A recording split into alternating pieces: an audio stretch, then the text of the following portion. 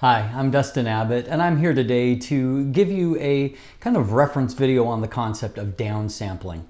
Now, for me, this comes into play as I've started to review both higher resolution bodies and then also, the fact that there's more variance between camera systems than what there used to be. For example, right now, I've got the Sony a7R III that I'm doing some comparisons to the Canon 5D Mark IV.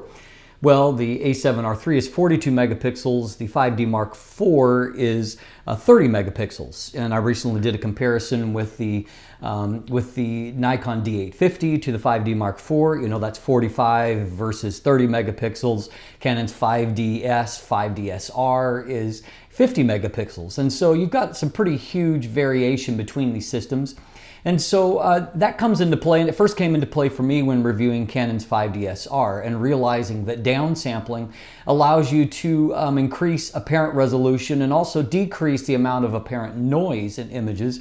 And it can certainly make a big difference in the end product if you've got all of those extra pixels to work with. So beyond resolution, downsampling is a technique by which you can also use those extra pixels to your advantage in situations where you may not need so many for your final product.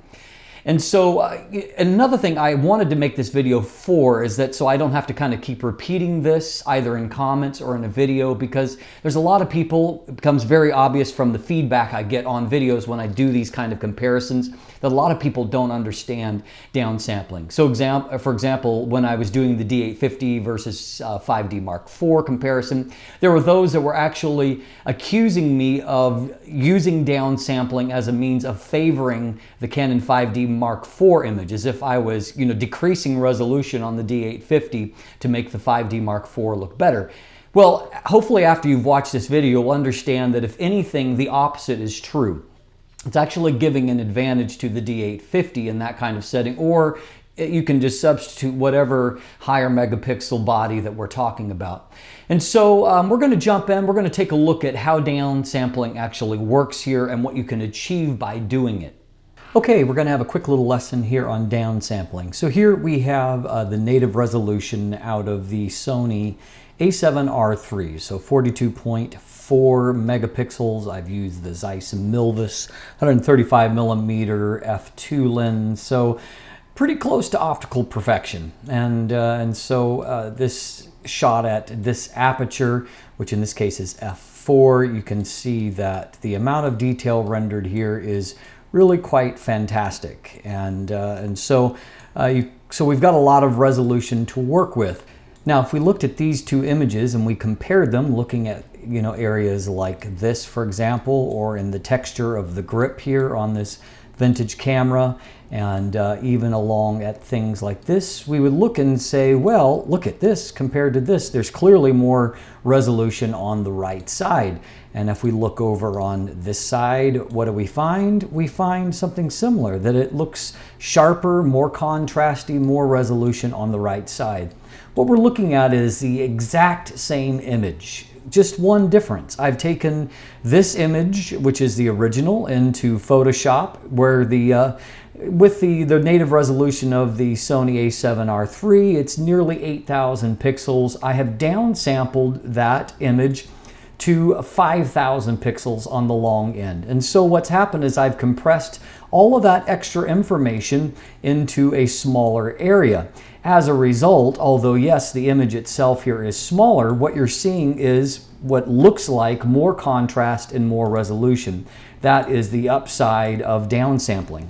So how do I do this? It's easy. I'm just going to go up here to Image.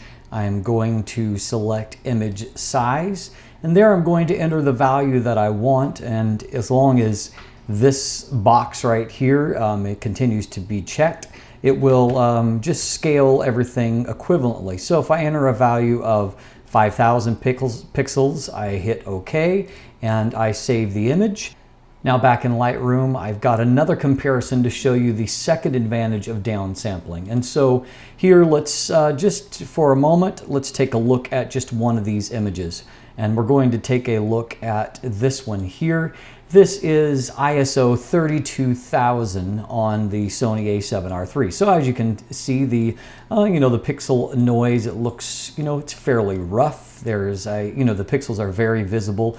And if we look at areas, for example, like here, the pixels are very obvious, although, obviously the Sony's doing a pretty good job here. Now, if we look at this image, the look of the pixels is reduced. The noise looks less heavy. Up here, while there still is, some visible noise, it's a little less obvious.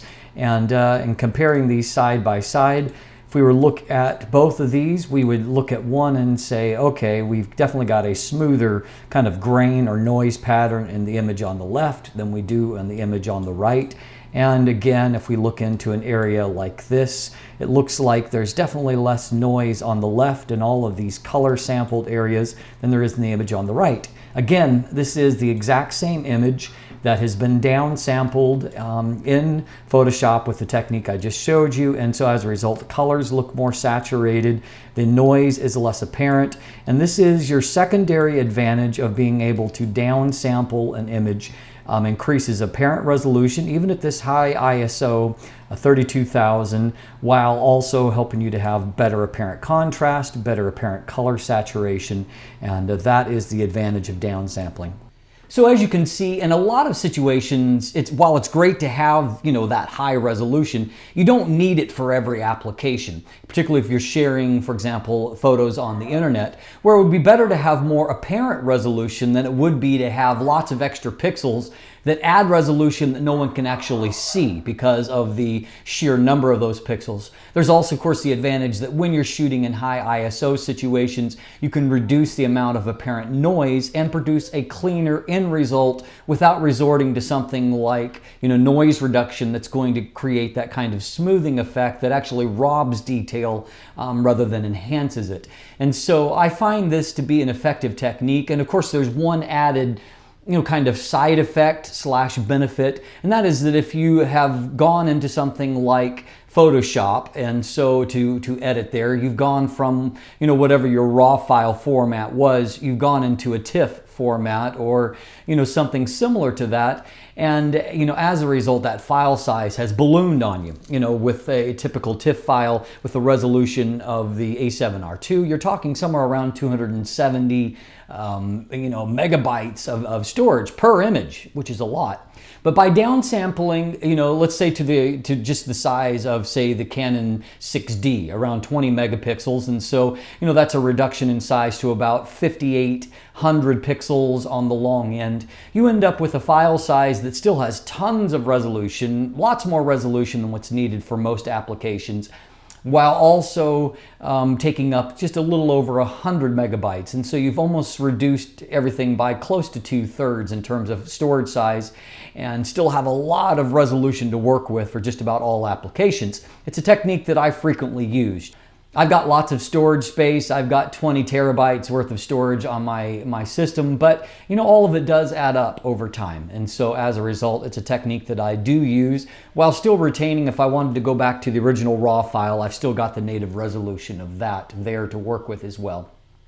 So hopefully this is something that helps to explain a few things and maybe give you a few pointers on how you can use this to your benefit in the future.